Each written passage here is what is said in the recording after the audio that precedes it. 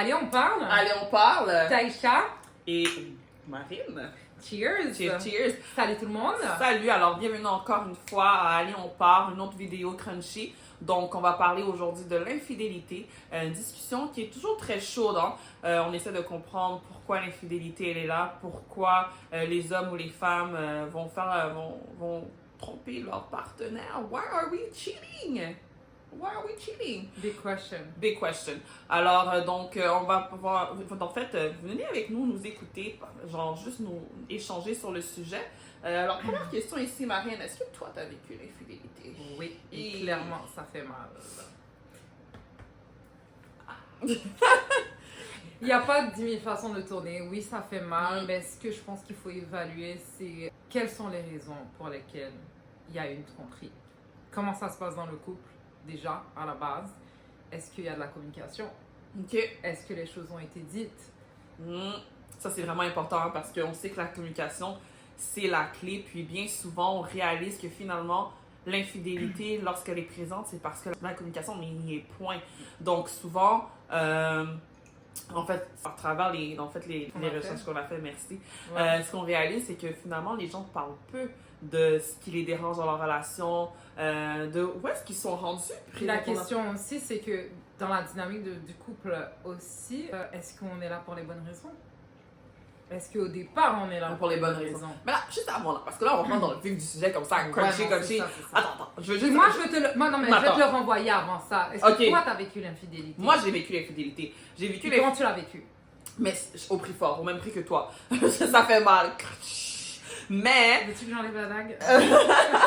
Mais pour de vrai, oui, je l'ai vécu au prix fort, dans le sens que oui, ça fait mal. Ça fait mal, c'est une trahison. Moi, en fait, c'est comme ça que moi, je l'ai vécu. C'est une trahison directe. Là. Et moi, je pense que je vais finir ma vie avec toi. Je vais bâtir avec toi. Mais tu t'en vas. Mais tu sais, mais pour de vrai, je dis ça, puis avec un petit peu de niaiserie, mais ça fait mal. Mais en même temps, aujourd'hui, je me disais, je suis contente de l'avoir vécu. Pas que c'est le fun de se faire tromper, mais pour ma part, ça m'a permis de me redéfinir. Ça m'a permis de me redécouvrir comme personne. Fait que pour de vrai, moi j'ai envie de dire que c'est un blessing. Que moi, tu sais, dans ma situation, c'est sûr qu'il y a d'autres personnes peut-être qui le vivent autrement, mais pour ma part, c'est comme ça. Moi, c'est tout simplement, parce que c'est sûr que j'en ai pas parlé, c'est tout simplement que déjà à la base, il y avait déjà des problèmes au départ, et c'est sûr que bon, ça s'est pas fait tout de suite dans l'éventuel, mais après, suite à ça, ben, c'est sûr qu'il y a eu une escalade de domino, et ce qui a finalement amené vers la séparation. Donc, ce qui est déjà à la base, ce qu'il faut se dire, c'est qu'à la base, il y avait déjà des problèmes. Donc, des fois aussi dans l'infidélité, c'est que déjà à la base, il y a des conflits, il y a un manque de communication, ce qui fait que déjà, ça ne vient pas améliorer les choses, et puis ça va amener vers une séparation. Mais l'adultère n'arrive pas nécessairement avec des couples qui ne sont pas heureux, ou qui ne s'entendent pas. Tout à fait. Puis je pense que c'est important qu'on le nomme ici, c'est que faut vraiment faire la distinction que l'infidélité est reliée directement à la personne. Qui voudrait dire, ben ouais, je suis infidèle, c'est parce que j'aime plus la personne ou parce que je suis plus bien dans mon couple ou quoi que ce soit. C'est sûr que c'est c'est pas que je suis nécessairement plus bien dans mon couple, mais c'est est-ce que moi, je suis épanouie dans mon couple. Fait que souvent, là, quand une personne fait un acte qui peut blesser l'autre, c'est souvent parce qu'on essaie de répondre à nos propres besoins. On essaie de se chercher nous. Alors, dans un premier temps, je pense que l'infidélité, lorsqu'elle a lieu dans une relation, c'est parce que la personne qui commet l'adultère, finalement, cherche et tente de trouver un épanouissement. Donc, qu'elle ne retrouve plus dans sa relation. Ça, je pense que c'est dans une première chose. Est-ce que tu vois d'autres éléments qui pourraient expliquer l'infidélité? Ben, moi, ce que je peux dire, c'est que déjà dans la dynamique du couple, moi, ce que je vais amener, c'est que déjà, du côté de la femme, souvent l'adultère, alors, c'est dans les recherches qui ont été faites et dans un article que tu m'as envoyé et dans plusieurs recherches qu'on a faites, parce qu'on fait des recherches, on n'est pas des gourous ni des scientifiques de l'amour, mais on fait quand même des recherches. Mais voilà, donc on amène des faits et puis qui sont aussi une logique, je pense qu'on va observer dans tous les couples. C'est que déjà, plus ou moins chez la femme va avoir tendance à tromper parce que c'est une recherche d'elle-même. C'est-à-dire qu'elle n'est plus épanouie dans le couple dans lequel elle vit, où il y a un changement personnel qui vient chez elle, ses besoins changent, ses désirs changent. Donc, ce qui finalement l'amène à tromper son mari. Et c'est pour ça qu'on dit souvent, que la femme est émotionnelle dans sa tromperie, oui, mais émotionnelle à elle-même. Pourquoi? Parce que la dynamique du couple et les attentes et les désirs qu'elle a ne sont plus répondants dans le couple dans lequel elle vit et dans la dynamique dans laquelle elle vit. Donc, il y a un changement qui se fait chez elle qui fait que là, maintenant, dans ce changement, c'est sûr qu'il y a une autre personne qui va amener ces nouveaux désirs qui, finalement, l'appellent. Pourquoi? Parce qu'il y a une transition chez elle. Et oui, c'est vrai, parce que quand tu remarques chez toi, est-ce que tu es la mamie que tu étais à 25 ans? Moi, j'ai eu des transitions à 18, à 20 ans, à 25. Ça ne veut pas dire que chaque 5 ans, je vais divorcer ou je vais tromper mon mari. Ça n'a rien à voir. C'est qu'il y a des moments dans la vie, il y a même des situations de vie qui font qu'il y a un changement chez toi. Bon, ce qui maintenant vient contrer ça, c'est est-ce que déjà à la base, comme je disais, est-ce que ça a été discuté? Est-ce que c'est quelque chose qui est discutable? Est-ce que c'est quelque chose qui peut s'arranger? Est-ce que la personne en face de nous est capable de pouvoir transiger avec ça ou est capable de recevoir ça? C'est ça aussi. C'est que dans notre changement à nous, ça se peut que la personne en face de nous n'est pas capable de suivre aussi. Tout à fait. Puis là, tu as parlé en fait ici pour la femme au niveau de justement un nouveau soi. Finalement, moi, c'est comme ça que je le vois. Elle devient une nouvelle personne, elle est changeante, donc qui fait en sorte qu'elle essaie de finalement sortir du cadre dans lequel elle était. Mais en ce qui a trait à l'homme, je pense que c'est un peu différent dans le sens où est-ce que ça peut être aussi une question de se redéfinir, mais des fois aussi, c'est au niveau de est-ce que je suis encore attirant? Est-ce que je suis encore satisfaisant au lit? Est-ce que je suis encore attirant aux yeux des autres? Ce sentiment où est-ce qu'on veut plaire? Ou est-ce que dans le fond, peut-être que à travers le changement justement qu'on vit dans la dynamique relationnelle, dans la dynamique de couple, ben la femme peut-être justement est en plein changement. Elle n'est plus totalement... tu sais, elle regarde plus son mari avec le même regard. Fait que là, le garçon, lui, là-dedans, est comme, hey, do you still see me? Because, I mean, je sais pas, là, j'ai un petit sentiment d'inconfort, d'insécurité. Encore? Oui. Parce que je pense qu'avec l'homme, il y a une grosse pression, il y a vraiment une grosse pression, une tension sexuelle. Donc, pourquoi? Parce que c'est ça, comme la femme, quand il y a les transitions de la femme, et l'homme aussi a ses transitions. Oh, tout à fait. Mais c'est qu'avec l'âge, l'homme, la sexualité change. Mais je pense que c'est... Change, mais c'est juste une réassurance, en fait, que l'homme veut souvent aller chercher. Tout à fait. Une réassurance de savoir, OK, est-ce que je suis encore performant? Est-ce qu'elle aime encore ça? Et c'est le fait encore séduisant. Est-ce que je peux encore séduire? Est-ce que tu me vois encore pour qui je suis? Est-ce que c'est encore l'homme que tu aimais à 10 ans? Est-ce que cet homme-là fait encore effet? Puis malheureusement, ce qui est dommage, c'est qu'au lieu de nommer qu'il a besoin de se faire réassurer, mais en fait, il va aller chercher ça à l'extérieur. Il va aller chercher cette réassurance, cette approbation à l'extérieur parce que finalement, et c'est pour ça que je pense que... C'est plus facile. Oui, mais... C'est plus facile et c'est aussi sociétal et traditionnel dans le sens que dans la société avant, c'était toléré. L'homme avait comme un passe-droit dans la tromperie. Oui. Et ce qui fait que ça se perpétue encore. Oui, ça se perpétue encore. Et pourquoi encore? Parce que l'homme encore aujourd'hui est brimé pour pouvoir extérioriser et exprimer ses émotions. Et jusqu'à présent, c'est encore difficile parce qu'on va prendre l'homme. L'homme, c'est un chef de famille. L'homme, c'est la protection. L'homme, c'est l'autorité. L'homme doit garder la diplomatie. L'homme doit garder sa face. Donc, oui, dans tous ces traits qu'on lui donne, c'est comme si on disait, est-ce qu'on va voir le chef de la meute pleurer devant les autres loups? Exact. Donc, en fait, de dire à ce que l'homme puisse se permettre finalement de vivre un sentiment, c'est quasi impossible pour lui. Donc, il préfère tout simplement sortir, aller se redécouvrir, aller chercher cette rassurance à l'extérieur au lieu de finalement se tourner vers sa femme et lui nommer. Et là, en ce moment, je me sens plus bien. J'ai plus l'impression que tu me regardes. J'ai plus l'impression que tu m'aimes de la même façon, que tu m'aimes encore. Fait que, tu sais, de nommer ces choses, c'est difficile. Donc, il préfère tout simplement sortir. Et non parce qu'il n'aime plus sa femme. Et c'est pour ça que je tiens à le nommer parce que souvent, on est dans cette conception que c'est parce qu'il n'y a plus d'amour. Mais je veux ramener aussi le point que, mais l'amour qu'il y avait il y a 10 ans, c'est normal que c'est pas le même amour qu'on partage aujourd'hui. Ça change. Et c'est pas parce qu'on n'aime plus, c'est parce que notre amour est différent. Et parce que notre amour est différent, nos comportements sont Donc, on évolue différents. aussi. Exactement. On évolue personnellement. Oui. Et moi, je vais aller plus loin que ça. OK. Moi, je veux dire que la femme, autrefois, n'avait pas son mot à dire, OK, dans le foyer. Alors, l'homme et la femme travaillaient en silo pour satisfaire les besoins du foyer familial, du cocon familial.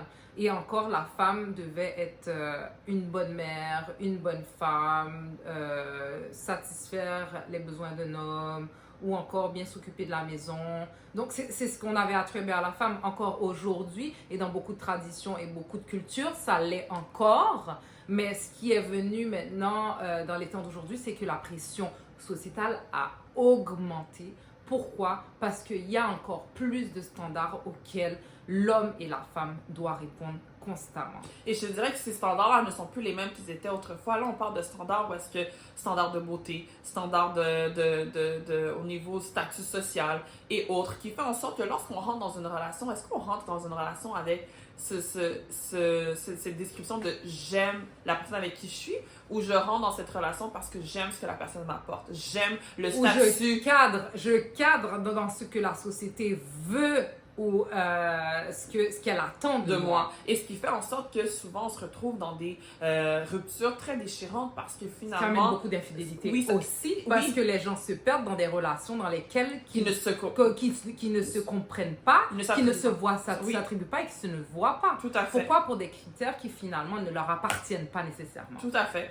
Exactement. Donc, là, on a amené plusieurs éléments. Donc, vraiment, où est-ce qu'il y a un non-épanouissement, où est-ce que l'homme veut une certaine réassurance, où est-ce qu'il y a une pression sociale qui fait en sorte qu'on rentre dans des relations qui ne nous correspondent pas. Donc, ça, c'est un court éventail de pourquoi l'infidélité. Puis, souvent, j'aimerais aussi nommer que par le fait que l'amour est évolutif, en fait, évolutif dans notre relation avec la personne, mais il faut se dire aussi que l'amour d'autrefois, maintenant l'amour moderne aussi est très différent. Ce qui fait aussi que ce côté d'infidélité, ce qui était n'a pas la même connotation que l'infidélité d'aujourd'hui. Puis je pense que aussi c'est tellement l'infidélité, je pense que c'est tellement différent pour chaque personne, dans le sens que moi je pourrais considérer que OK, mon partenaire parle avec une personne, une collègue de travail, échange, je peux considérer ça comme de l'infidélité. Puis il y a d'autres personnes qui vont se dire, ouais, non, mais moi, l'infidélité, c'est si mon homme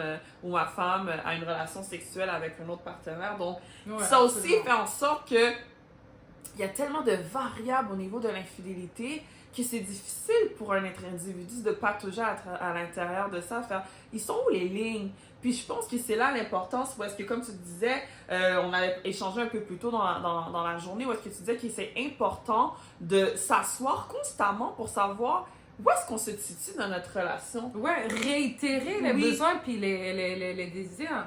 Parce que c'est, je veux dire, ça change constamment. Par le fait que nous, en tant qu'individus, on change. On évolue. Et en fait, ce qui arrive bien souvent, qu'on va remarquer, et pas seulement au niveau de l'infidélité, c'est qu'il y a constamment un manque de communication dans un couple. Donc, si on n'est pas capable de s'asseoir et d'en parler, eh ben, c'est là que le problème, il se crée et que ça crée justement ces troubles-là. Et ce qui est aujourd'hui encore plus traumatisant parce qu'on doit tellement répondre à des critères sociétals qui sont encore plus élevés autant pour la femme que pour l'homme. Avant, c'était beaucoup plus pour l'homme, mais maintenant, c'est pour la femme. Donc, il y a une pression des deux bords.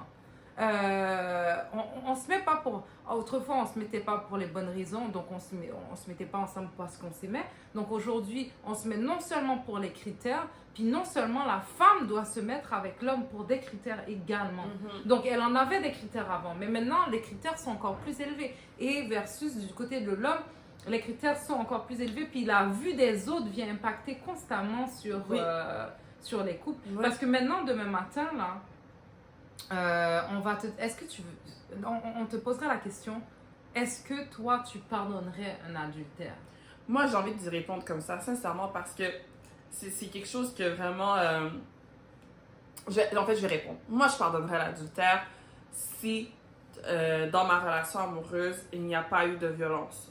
X. Donc, que ce soit psychologique, que ce soit physique et autres. Donc, s'il n'y a pas eu de violence et qu'il n'y a vraiment pas eu de bris au niveau de ma personne, oui, je donnerais une chance à mon partenaire en prenant le temps de comprendre qu'est-ce qui a amené cette infidélité, en prenant le temps de comprendre où sont les changements, c'est quoi, qu'est-ce que tu désires, quel manque que tu as ou qu'est-ce que tu désires, qu'est-ce qui fait que tu avais ce besoin d'aller à l'extérieur. Et de comprendre aussi, excuse-moi de te couper, intérieurement, toi-même, qu'est-ce qui se passe? Parce qu'il y a une transition qui s'est faite qui fait que peut-être l'homme en face de toi répond à cette transition. Tout à fait. Donc, et lui en comblant ses besoins en contrepartie. Tout à fait. Ce qui fait en sorte que je pense que c'est vraiment les chances qui va finalement nous permettre de déterminer où est-ce qu'on se situe. Puis si la personne avec qui je suis, on est là et on n'a peut-être pas réussi notre première relation, ou peut-être on n'a pas réussi notre premier mariage, mais est-ce qu'on se donne la chance pour un deuxième mariage? Est-ce qu'on se donne la chance pour une deuxième relation? Donc, alors oui, ça prend fin il y a une première fin, mais ça ne veut pas dire que cette fin-là, elle est définitive. Ça veut tout simplement dire qu'on se renouvelle, on se reconstruit et on redonne un nouveau départ à notre relation amoureuse. Puis je pense que c'est ça qui est essentiel. Un remariage? Un remariage, exactement. Ah, puis laissons faire le blabla des autres à l'extérieur parce qu'à the end of the day, qu'est-ce qui compte, c'est est-ce que vous êtes bien, est-ce que vous êtes heureux? Parce que si les autres personnes vont faire autant lorsqu'il va s'agir d'eux dans leur relation. Ils vont pas prendre le temps d'écouter. Au début, ça nous donne l'impression que parce que les gens nous jugent, qu'ils nous écouteraient si nous on avait un conseil à donner, mais sachez que fort plus souvent, là, les gens ils font qu'est-ce qu'ils veulent à leur tête. Donc, donnez-vous pas cette pression de vouloir satisfaire des autres. C'est déjà difficile de satisfaire ses propres besoins. Alors, voilà. Donc, moi, ce que je dirais aussi là-dedans, c'est que oui, il y a place à l'amélioration et à un remariage versus quand vous sentez qu'on est au bord du précipice, des fois, c'est là où il faut constamment communiquer parce que peut-être qu'effectivement, dans la dynamique dans laquelle vous êtes, il faut être honnête avec vous-même que peut-être elle ne vous convient plus et mettre terme à cette relation avant même d'arriver à ce traumatisme. Parce que des deux côtés, autant pour la femme que pour l'homme, c'est un traumatisme des fois qui peut engendrer tellement de choses après, le manque de confiance, le sentiment d'abandon, la déchirure, le sentiment de n'être plus rien parce qu'il y a tellement d'exigences à laquelle on doit remplir aujourd'hui que maintenant, tu sais, les gens des fois sont au bord du précipice, c'est dépressif. Alors des fois, la communication est importante parce que autant quand on doit continuer ensemble, autant pour continuer le chemin ou pour arrêter le chemin, c'est nécessaire de communiquer les choses. Puis il y a une personne qui nous écoute présentement, puis peut-être que tu es en train de vivre l'infidélité, tu as vécu la tromperie, ou encore tu es en train d'être infidèle. Mais si tu es en train d'être infidèle, et le courage de nommer à ton partenaire, qu'est-ce qui t'a amené à là? Moi, je pense que l'honnêteté et la transparence, ça a bien meilleur goût. Et si tu as vécu l'infidélité, je sais que c'est difficile, j'ai passé par là, je sais que tu as peut-être envie de juste tout abandonner, tu te sens plus belle, tu te sens plus si, ou tu te sens plus beau, la trahison est tellement douloureuse, on a l'impression d'être un vide total, mais au lieu de le voir de cette perspective, que je sais que c'est pas facile, voilà de l'autre oui, que ça ne t'appartient pas. Oui, réalité. Exactement, et que, qu'est-ce que toi, comment tu pourrais, redéfinis-toi en tant que personne. Redéfinis qui tu es. Parce que pendant un nombre de temps, tu as été dans cette relation, tu as fonctionné d'une certaine façon, mais là, tu as la chance de te donner un nouveau départ and to be a better version of yourself. So, donne-toi cette chance de tout simplement revivre. Ben ouais, c'est le mot d'affaire. De revivre. Et recommencer un remariage qui sait peut-être avec une autre personne qui, au moment où tu es en ce moment, va correspondre à tes attentes, à tes envies, ou tous les deux, vous allez avoir un échange qui est sain et qui fonctionne ensemble. Tout à fait. Alors vraiment, pour le mot de la fin, c'est la tromperie, je sais, l'infidélité, on le voit toujours de façon très négative et péjorative, mais je tiens à dire que dans cette vidéo, je voudrais que vous puissiez le voir d'une autre façon, de le voir que ça n'a rien à voir avec vous, comme que vous avez quelque chose de pas bon en vous, ou que vous avez fait quelque chose de mal, mais tout a rapport avec l'autre qui, justement, commet cet acte d'infidélité. Donc, prenez le temps de communiquer, prenez le temps d'échanger, et je vous dis vraiment à une prochaine vidéo. Alors, prenez le temps de nous dire, de prendre un like. Subscribe to the channel on YouTube. Oui, alors si vous avez aimé, likez. Puis aussi, partagez-nous ce que vous avez de... En fait, partagez-nous... N'hésitez pas à poser des questions, oui, ouais. De partager, en fait, de dire « Hey, j'aimerais ça que tu parles, je sais pas moi, du racisme, je voudrais que tu parles de ça. » Alors, prenez le temps de vraiment partager les discussions que vous aimeriez nous entendre avoir. Donc, pour un prochain rendez-vous. Bye! Salut!